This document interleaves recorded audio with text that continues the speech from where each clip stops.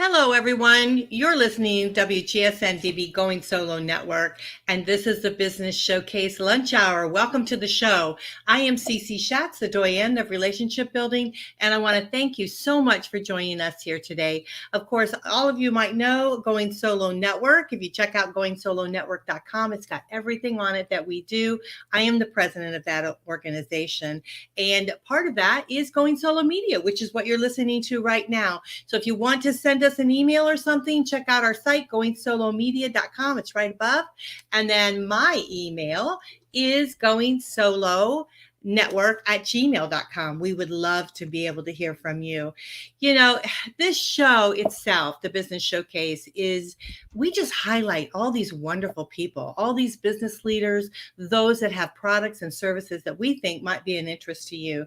And we hope that you're enjoying it. So we'd like to hear about that, whether you like it or maybe something that you have listened to or heard that you might like to know a little bit more information about. We can get into it a little bit more for you. But the individuals that we have on the show are just truly outstanding individuals that are just like you in the business world, trying to, serve those that they have, that buy their products and services, but also they want to make a difference in the world. And so that is what our guest is doing here today. We're going to bring him forward because I'm very, very excited about having him with us today.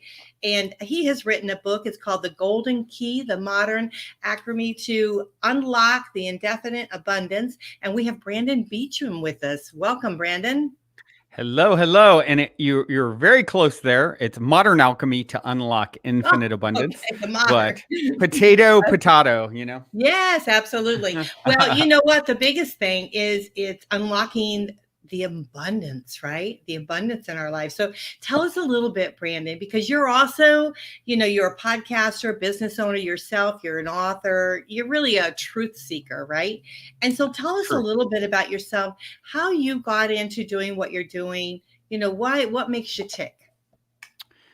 Great question. What makes me tick? If I had the answer to that question, a lot of people would be less puzzled. So, what makes me tick? This book, The Golden Key, is really the distilled, the information that I've sort of uncovered and applied in, deep exploration of the topic of what is the ultimate nature of reality. And I've spent 25 years exploring that with vigor. And I thought, okay, well, I actually had a dream where the whole concept came to me and followed that, that urging. It's 3 hours, 100 pages, 3 hours to listen to. Just my perspective on who we are, what are we doing here? And so when you ask what makes me tick, my highest excitement is, helping to share this stuff because, we can all have theories and philosophies about all kinds of things. And at the end of the day, okay, what kind of results do they get you?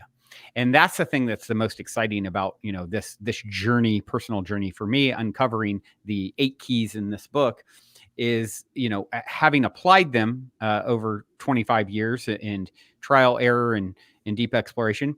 I found that they really help us to unlock, as I say, the abundance that is our birthright. Infinite abundance is our birthright. It is the quintessence of our being, the being of the being. The deepest level of who you are is you're one with the source consciousness that creates and animates all things. So, I like to say everywhere you go, you're there waiting for yourself. So everything you see is an extension of the one, and you are that as well. So start thinking, we can get so locked into lack of abundance and so forth, and these ideas, when in reality, it's like, it's all a part of you, there's only one of us in the room. And so that's really what the core of what I talk about is in the book, and sort of point the way and help to prop that perspective up. And that's what really lights me up, sharing this wisdom. Yeah. I was really excited to have you on because when I did a little bit more research on you and everything and looked at the book itself, I thought, wow, this is really cool because I'm interested in this myself. And I've had a lot of things happen to me that I question, like, what's up with that? How come this is, passing me? Why am I, coming to this point in my life? And I found it very interesting when you said that you had a dream. Tell us a little bit about that. Yeah.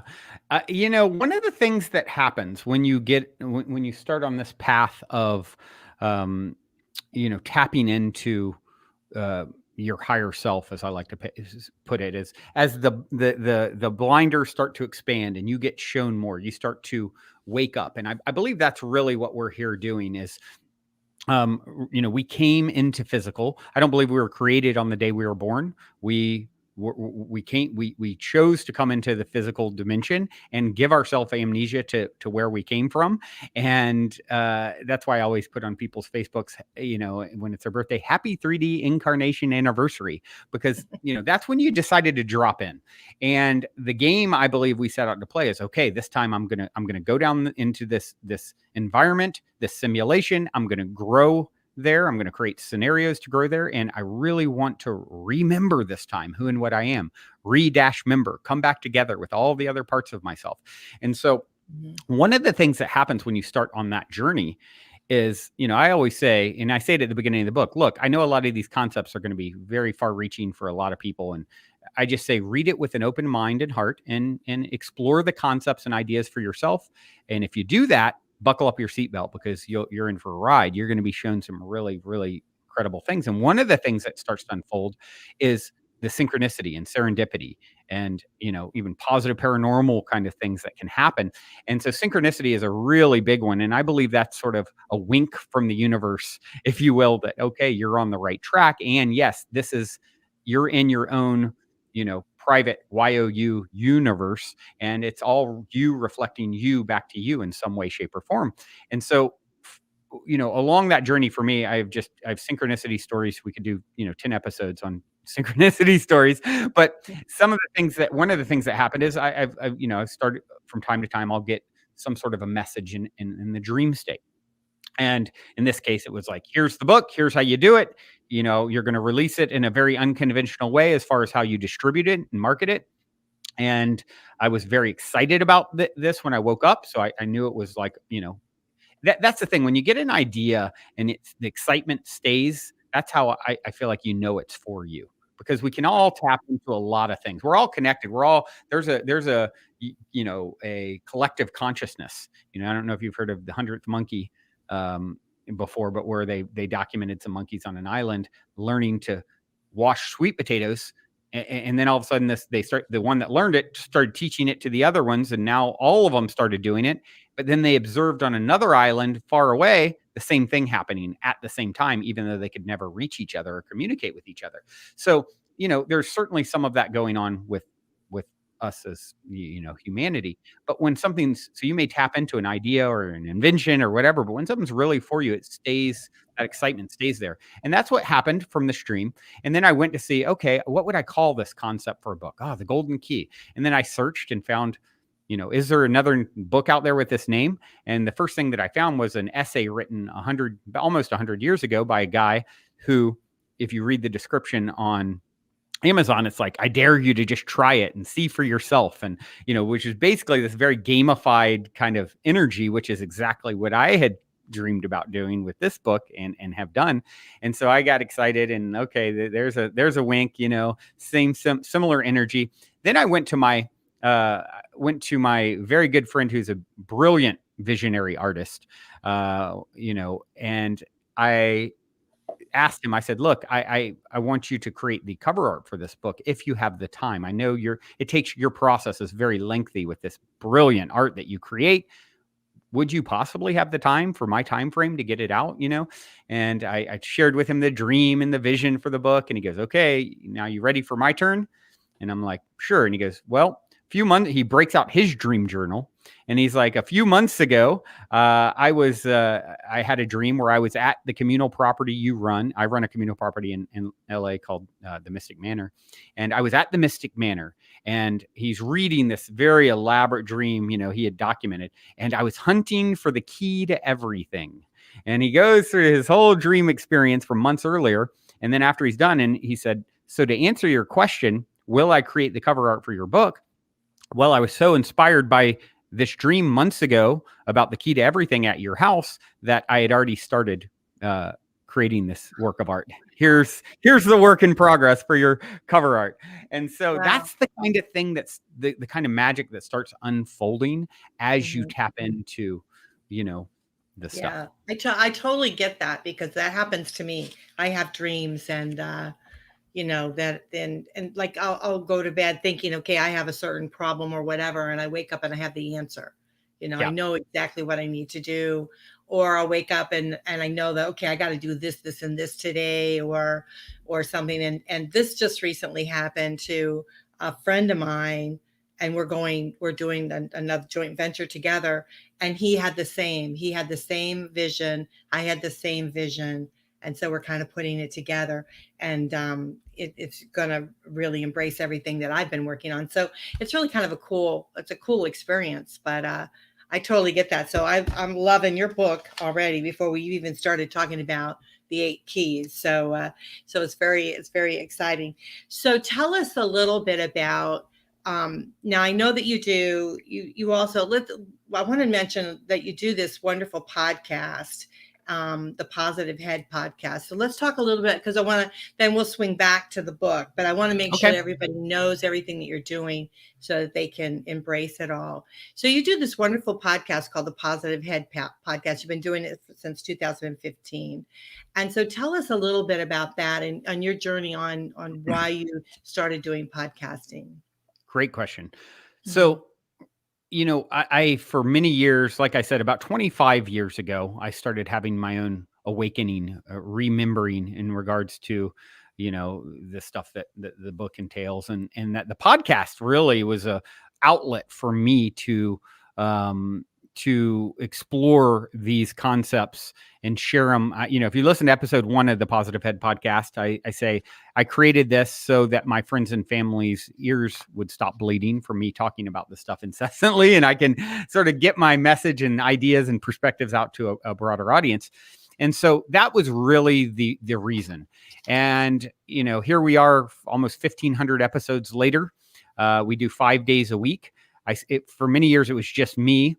And then when I moved into that property, the Mystic Manor I mentioned, I did so to start hosting retreats and filming a new late night style video production, consciousness centric talk show called Optimistic, spelled like mystical, and so Optimistic, we started filming in 2019. And at that time, I brought in my dear friend, Dr. Erica Middlemiss, to help run, 5 days a week of the podcast is quite a bit of podcasting, as you can imagine. And so I brought her in to help. She now does Tuesdays and Thursdays. I do Monday, Wednesday, and Friday. Wednesday is a soul share interview, as I call them. And then Monday and Friday is just me, waxing poetic about whatever I feel inspired to talk about. And that's sort of been the evolution of it. But really, it is all about how do I share things in real time, new realizations that I'm having.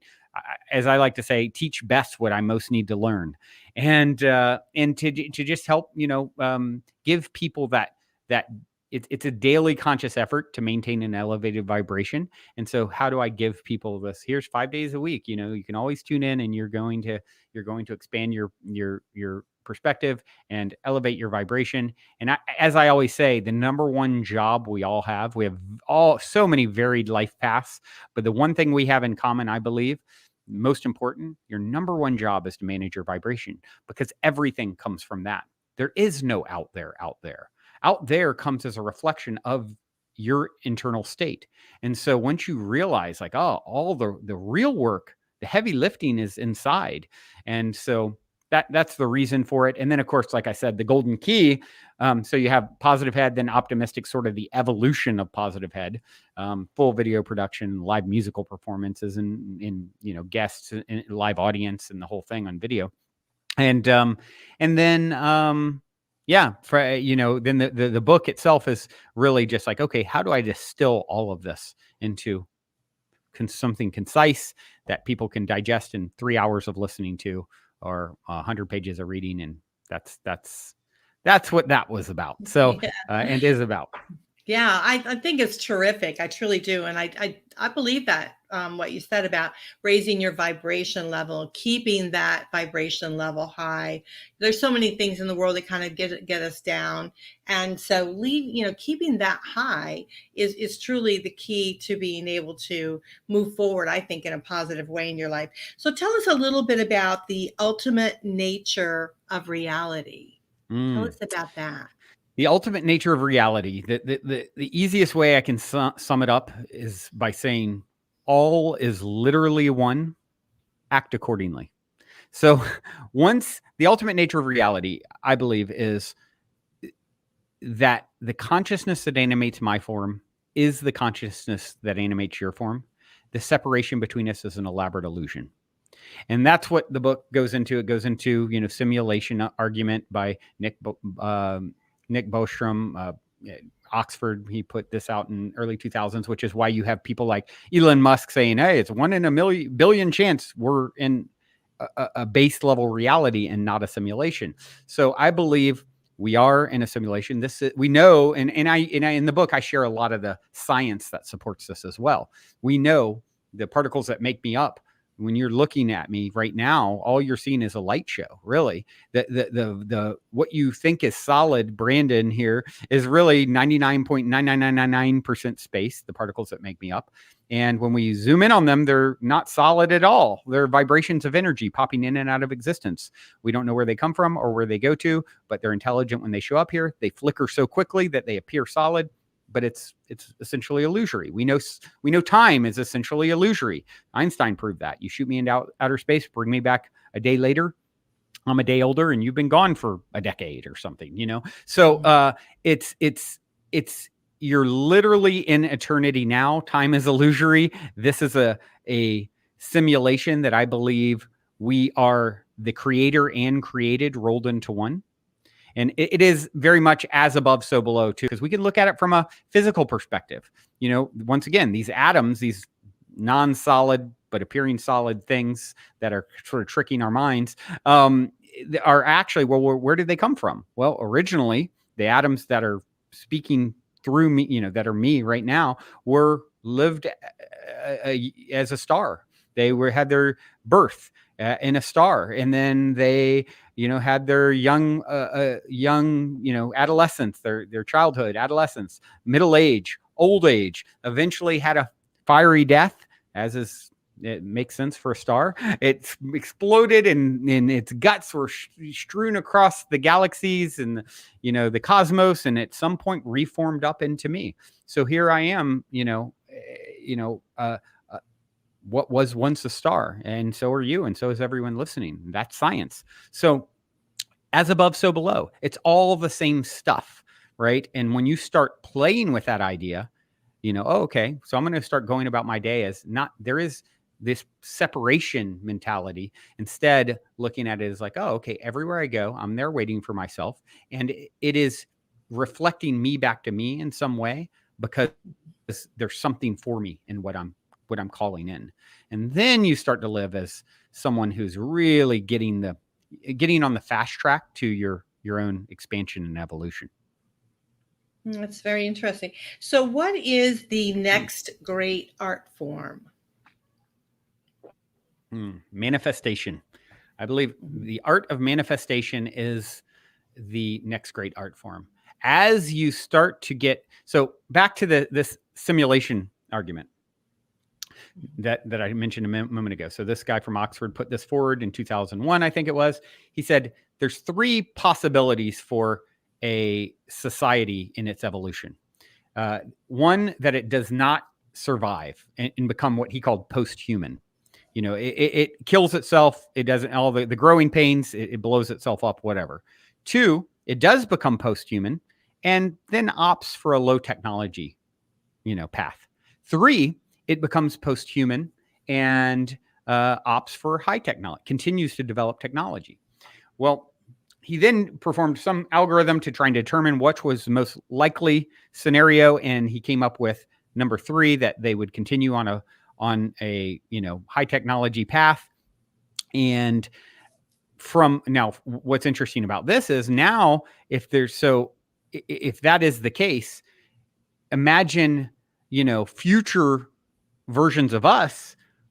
I mean, it would take one kid to create billions of us in a, we're essentially could be ancestor simulations. Like they inevitably would create simulations of themselves, right, in their own environment. And we already are getting to the point where we can do that now. Look at games like The Sims, and that's only going to get more and more real. And so, you look at this and say, oh, wow. And that's why you have people like Neil deGrasse Tyson, speculating that we are in a simulation, or Elon Musk saying 1 in a billion chance that this is not a simulation. And some people, that's kind of a disconcerting. For me, it's not. The way I view that is, is what is a simulation used for in our world? Well, if you wanted to be a fighter pilot, are they going to put you in a plane and send you up right away? Or are they going to put you in a simulation first so that you can get your chops down and get good at what you're doing in a safe environment without blowing yourself up, right? And really harming yourself when you get into a bigger, arena, if you will. So I believe that's what's happening here. You are God-godding. You are one with the source consciousness that creates and animates all things. This is how God experiences herself throughout eternity. In this case, creates the simulation and says, okay, go here where you can, even though from our perspectives, oh my gosh, we can get harmed. But from an expanded perspective, you're eternal beings that can't really be harmed. You can leave this simulation and maybe in a dramatic way, but at the end of the day, just like if you died on the fighter pilot simulator, you really didn't die. You're still back to your base level reality you came from. And that's what I believe would happen to us. And so this is an environment that is created for us to practice godding. Let me get good at creating, because abracadabra actually translates to I create as I speak. I am spelling. I'm casting a spell. My words are my wands when I speak. So some of us aren't very good at that yet. And if it were a bigger arena, that God plays in, the consequences could be more severe. So let's create a simulation. Let's get the chops down where we can really get this art of manifestation thing down as we level up in the game of existence. And that's what I believe is going on. And therefore, the art of manifestation becomes the thing. How do I learn to manage my vibration? That which is likened to itself is drawn. That's the way it works. So, what you pay attention to, you buy more of, and that becomes everything. How do I learn to juggle this so that I don't call in, as a creator, I create with my energy. So if I'm thinking all day, it's like, Mario Andretti, the greatest race car driver of all time, they asked him, what's the number one thing you tell new drivers, right? And he's like, the number one thing that I always tell someone who's starting to drive, number one, whatever you do, don't look at the wall. Do you know why? Where attention goes, energy flows. Yeah, you definitely go right towards it. Don't look at the wall. So that's what a lot of us are doing here, So as we learn to manifest, I'm getting a little bit better each day with, if I don't want something, I give it no attention, no energy, before something and against nothing, right? And this is how you step into your creator self, and you can start creating the life of your dreams that you really deserve and are, that you set yourself up to have. Mm-hmm. Yeah, that's beautiful. I totally agree with that, because I think that we focus too much on the negative versus on the positive. And there's always some sort of, even into the negative, there's always something that we can learn, something that we can take from that to create a shift in our lives, or a shift in the path that we're going on. So yeah, I totally get that. This information plus so much more, I believe, is in your book. And I hope that everyone will reach out and get a copy of it. Now, if you all are interested in a copy, we'd like to have you go to this website here. And it's like really long, but we'll post that on our site. But you can go into, and it's a goldenkey.gift /RFSN =5730613.18BA4B5. That is really long. But Well, yeah, and if they go to just goldenkey.gift, they can navigate to I think you took them right to yeah, so the anyhow, shop. so you So, can do that, but just put in a code going solo. We're going to make it yep. shorter for you, make it easier for you, but it is there and that you can get it. And most certainly we wanted you to be able to do that. It's also on Amazon, is it not? The book? Yeah, Is if it you on want the Amazon? so one of the things that was shown to me in that dream was, I saw that what is the best way I can help all the other me's out there to Mhm. transition through this very touchy time. Will we become post-human or will we not? It's like we're like as a society and culture, in a species at this time in our own evolution. I kind of see us as the teenager who just got his driver's license and he's Mhm. got his dad's sports car. It's a little dangerous, right? The maturity's still in development. There's not the best decision making still. You're getting your power. You've got some power. You got the adult body and the car and everything, but your mind hasn't fully developed till you're 25. So, and you're 16. So it's a little touch and go. So Yeah. what's the best way I can help us to survive? Is by spreading this information. And so Right. that's why I thought, okay, how do I practice what I preach? Well, how do I spread the abundance? I call it the good kind of selfish too. If I help enough others get what they want, I get what I want because, Gandhi said, if you want to find yourself, lose yourself in the service of others. Why does Yeah. that hold true? Because there are no others. So how do I decided I would distribute this by gifting the audio or ebook. If you have someone who, gives you a key code like you just did, Mhm. and then you can also create your own key code if you want to share it as well. And then at the end of the book, there's a what I call the golden game, a manifestation, exercise, a way to keep your vibration elevated over a long period of time to create more abundance in your life. And then that entails making a financial contribution if you choose to do it. And then I share that abundance with all the people playing it. So it's Right. all truly about, sharing the abundance and creating more. Well, that's really important because so much of the time we're not doing that. We're not helping, sharing, and moving forward in our lives. And so that's really what we need to do. So we're going to take a quick break, and when we come back, we're going to talk a little bit more about that. We're going to talk about the keys. I also want to talk about, COVID and what this kind of means to what's happening within our world here. And we've got a lot to cover in a very short time. So we're just going to take a real quick break. When we come back, we're going to talk a little bit more about the golden key with Brandon Beachum, and I'm excited about that. So stick right here with us.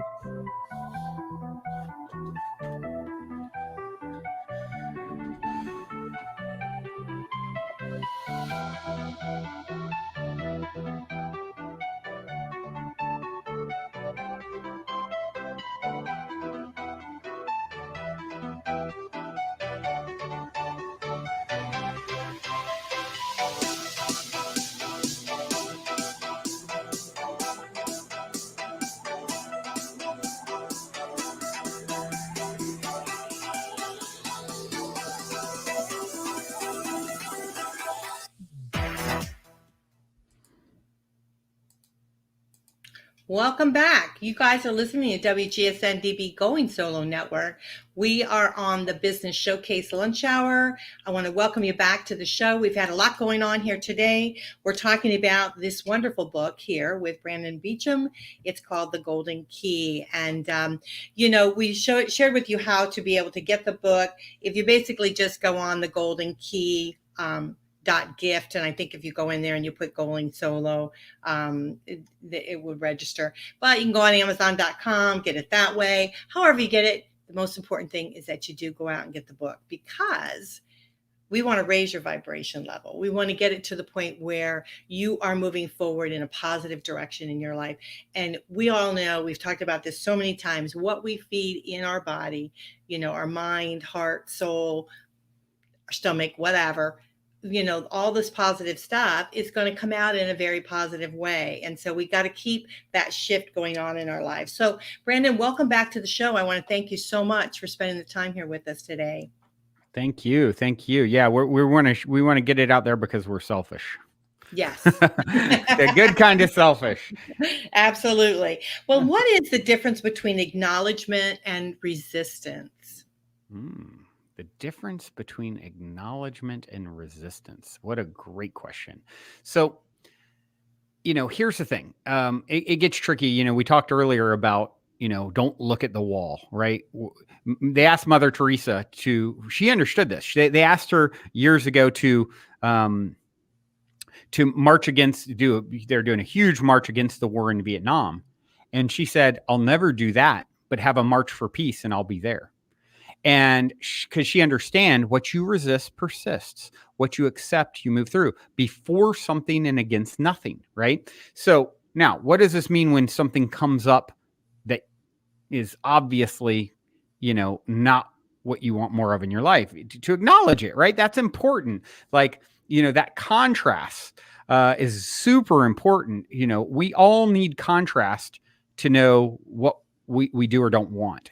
Many people can relate to this, especially in like romantic relationships. You have a relationship like, I just figured out what I don't want a bit more, for my next, let's try this again, this time without, 12 shots of tequila each night. And so, you get the contrast. So you acknowledge what it is, and use it for what it's meant for, this information, not fixate on it.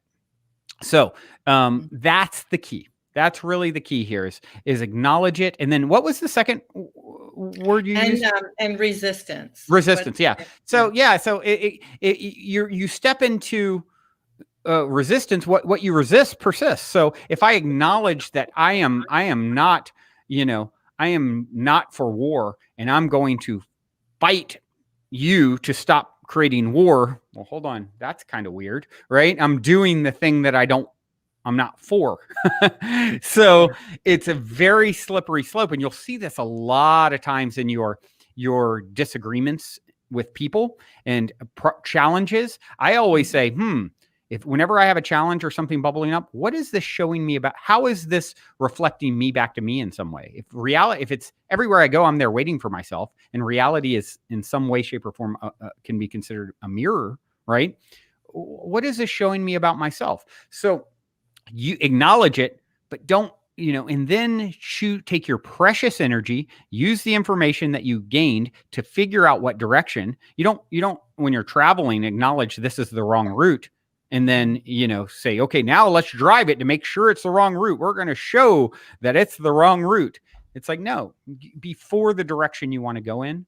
And that is the huge difference. And a lot of people fall into that pitfall is, fighting against what they don't want. And really, you're such a powerful creator being. What you give energy to, which you buy, what you pay attention to.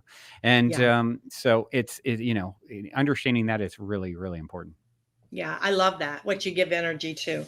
And so, and I've talked to a lot of individuals about this, is that, where you're at is where you choose to be. And so you got to shake it up, right? You got to do something kind of different and step out of it a little bit. I also like the idea that things show up in our lives so often, and we pass them up, right? They're there, and then they continuously show up to us. And so we're wondering to ourselves, why does this keep happening? And so what do you think about that? Why things keep showing up repeatedly? Yeah. So it's once again, you came here with an agenda as a soul to to learn certain lessons. I believe it's all pre-orchestrated prior to coming in. So, but then within that pre-orchestration, there's variables, right? Like the first time I believe intuitives can touch into this, and we're all intuitive, and some of us, just like all of us, can shoot a basket. Some of us are not everyone's born to be LeBron James, but we can work on it. Same with our intuitive or psychic sense. I think it's those people are really tapping into potentials. First time I ever had an intuitive reading, the woman said, "I see you in a cold place like Chicago working in business." My jaw hit the floor. I was in Atlanta, Georgia at that moment. I was planning to go to Chicago after graduation and work for my uncle in business. Then she said, there's this whole other path in California in music. And, a year later, I met someone from California, formed a band, and here we are 20 some years later. So Wow. what was she seeing in that moment? The potential Brandons, right? And so, it's you have certain potentials. There's probably not too many timelines though where Brandon plays center for the Los Angeles Lakers. Maybe, but probably not. That's not in the possibility. So we came here to experience the greatest and grandest version of ourselves, and as part of that, and we have a dharmic path. I believe part of my dharmic path is spreading this wisdom. That's one of the main agendas, that I came in with. So when something is coming up for you, it's to help you on whatever that path is, the growth points that you want. And if it's coming up repeatedly, that's because you keep getting a chance to take or pass a test, and you don't pass it. So it's like, all of a sudden I'm attracting the same situation with a different face and a few years later and slightly different circumstances, but here it is again. This seems familiar. And then when you're seeing that, as really reassess, well, how did I handle it last time? Did I handle it from the highest? What was the most loving way I could handle it? If truly this person is an extension of me, what would love do now? What is the highest, most loving way that I can navigate this?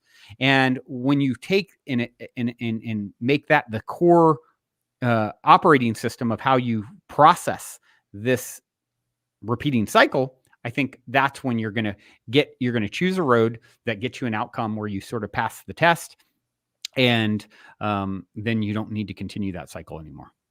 Yeah, I love that. What is the most loving way I can handle this?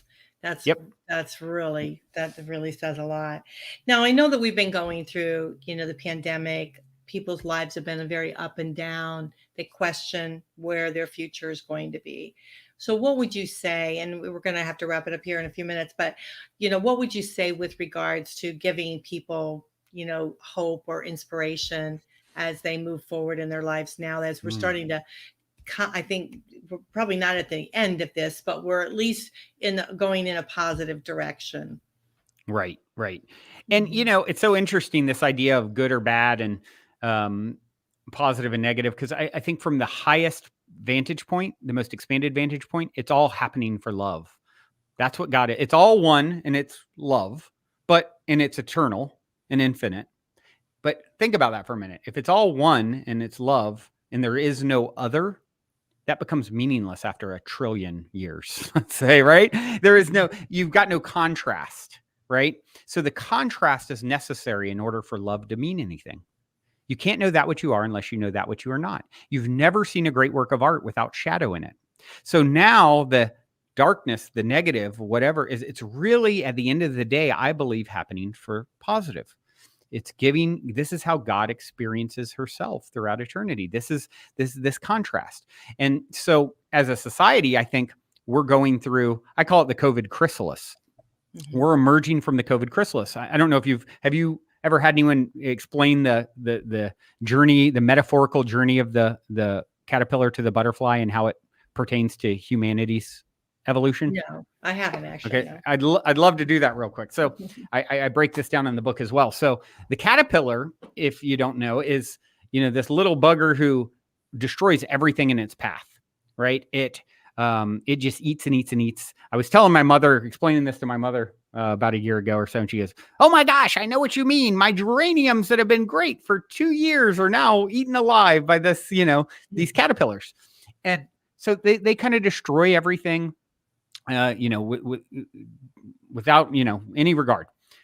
And then at some point in the caterpillar's growth and its evolution, all of a sudden a new foreign cell pops up they call it an imaginal cell. And this imaginal cell pops up, and the caterpillar cells look at it and say, oh my gosh, doesn't belong here. Invader, kill it. And they do.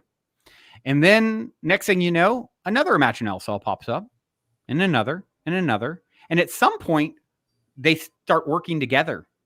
And then that's when the tide really shifts within the caterpillar, because now all the imaginal cells, well, at first the caterpillar was able to stamp them all out. Too many of them, they're working together, and they're sort of overthrowing the situation. And this is when the caterpillar, recedes into the, chrysalis. The actual caterpillar cells, the cells that precipitated all of the pain and destruction and everything prior, melt into a goo. And those become fuel that the imaginal cells feed on, which then enables it to metamorphosize into a butterfly. And that's what I believe we're doing right now. We went into the COVID chrysalis. We are in an incredible stage of transformation as a society. It can look very messy when you are judging it, mid chrysalis. Just when the caterpillar thinks their world is over, it becomes a butterfly. And so that's what I believe we are doing right now, and we are in the throes of that journey as a society. Yeah. I agree with you, because I think a lot of creative aspects came out of or is coming out of what we've experienced. So yeah, I totally agree. This book is really really awesome. And so, I mean, all that we've touched on today, there's so much more. Again, there's like 8 different keys in the book. You go in much more depth. And so again, please, do you have any last words for our audience here today? I would love to leave one last thing. It's so easy. As I said earlier, the only thing I'm really good at is telling a good story. I made up 20 years ago, I don't believe in getting sick. I just made that up. However, I believed it. And because I believed it, it's really, I'm not going to say I've never been sick, but I'm 46 years old. I haven't been in a hospital a day in my life. I've never had an acre of pain, never rarely sick. And we know now, science backs us up, placebo, 30% of healings, including surgery, are placebo. That's how powerful you are. You are a creator. You create. Your words are your wands, abracadabra. And so, start telling new stories around who and what you are. All the pain and suffering and hardship that you've experienced was necessary for you to have the contrast to fully appreciate what's to come next. The greatest meal my brother ever had, he went to jail for 4 days many, many years ago because he didn't pay a ticket. Very sensitive guy. You wouldn't picture him in jail. He came out, the night he came out, I made him a Hot Pocket. To this day, if you ask him what's the best meal he ever had, he'll tell you it was that Hot Pocket, because he had the contrast to appreciate it. And that's all you've been doing up to this point. The fact that you are tuning in out of the infinite things vying for your precious attention, you're tuning into my words right now, means you're such a close vibrational match to this information that you've called it in. Congratulations, because from this moment forward, once the genie comes out of the bottle, you can't really stuff it back in. So I encourage you to continue exploring this information, whether through podcasts, whether through books, whether through, there's so much of this insight bubbling up out there. And just remember who you are. It's time. Enough with playing small. Oh, that's beautifully said. And you're so right with that. And I love the idea, the appreciation. Sometimes we don't realize what we have until we think maybe we're going to lose it. And so it is so true. That is very true. Your brother is so right on with that. Again, you guys go to the goldenkey.gift. And there's no the on the front, just real quick to throw it. It's goldenkey.gift. Golden Key. Is it .net? .gift. Just goldenkey.gift. Yeah. Yeah, that's what I thought I said. Goldenkey.gift. And putting going solo, then he'll know that you listen to the show, and that's where you're coming from. And so we want to make sure you guys get the book. It's called The Golden Key: The Modern Alchemy to Unlock Indefinite Abundance. And we have our wonderful author here, Brandon Beachum. You can get the book on Amazon. whatever way you want to get it, just get the book, right? Read the book, change your life, create that shift. And that's what's so important. So thank you, Brandon. We really appreciate it. Yes, thank you so much for having me on. All of you out there listening, until next time, journey well. Yeah, thank you very much. Well, guys, we have to wrap it up. This is WGSN-DB Going Solo Network. This is the Business Showcase, the late lunch hour. We hope you enjoyed the show as much as I think I did. I certainly love these kind of shows that are inspirational, move us forward, help us go through the next level in our lives. Those of you that don't know me, I am Cece Shatz, the Doyenne of Relationship Building. I'm the president of Going Solo Network. All of our information is right there on goingsolonetwork.com. Our media station is goingsolomedia.com. I hope you'll join us. Send me an email at goingsolonetwork@gmail.com. We've got just Going Solo Network. That's what it is. Love you guys. I hope you enjoy it. Stick around for the Author's Corner.